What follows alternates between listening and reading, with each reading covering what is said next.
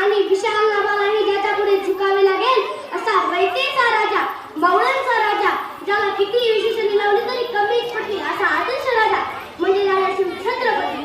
शब्दही पडती पुरेशी शिवरायांची भीती, शब्दही पडती पुरेशी शिवरायांची भीती. राजा शोभून दिसे जगती अवघा जगाचा शिव छत्रपती, अवघा जगाचा शिव छत्रपती. मित्रांनो, त्यावेळी अनेक परकीय सत्ता महाराष्ट्रात धुमाकूळ घालत होत्या. मुघलांच्या कैद्यात लाखो मराठी सैनिक खितपत पडले होते. अनेक बायकांचा कुंकवाचा धनी मार लागत होता. अशा या परिस्थितीत महाराष्ट्राच्या भूमीला हा होता एक झंकार, जगमगता पेटता अंगार.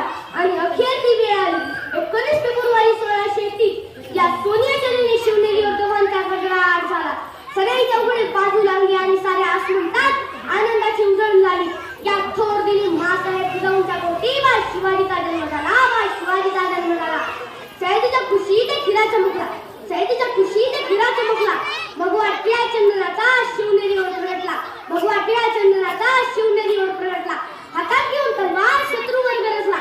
महाराष्ट्रात असा एक शिवाजी राजा होऊन गेला, शिवाजी राजा होऊन गेला.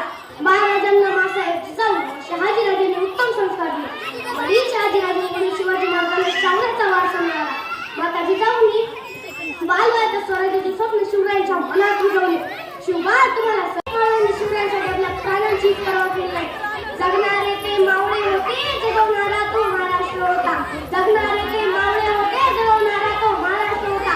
स्वतःच्या कुटुंबाला विसरून दैत्याची काळजी घेणारा फक्त मला शिवबा होता, फक्त मला शिवबा होता. अफजल खानाचा वध, शाहिस्ते खानाची फजिती, आगळीतून सुटका असे एक ना अनेक प्रसंग ज्यातून महाराजांनी देशाची पताका कायम ठेवली.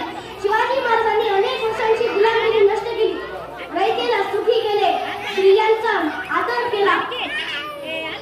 कलम नव्हते, कायदा नव्हता, कलम नव्हते, कायदा नव्हता, तरी सुखी होती प्रजा.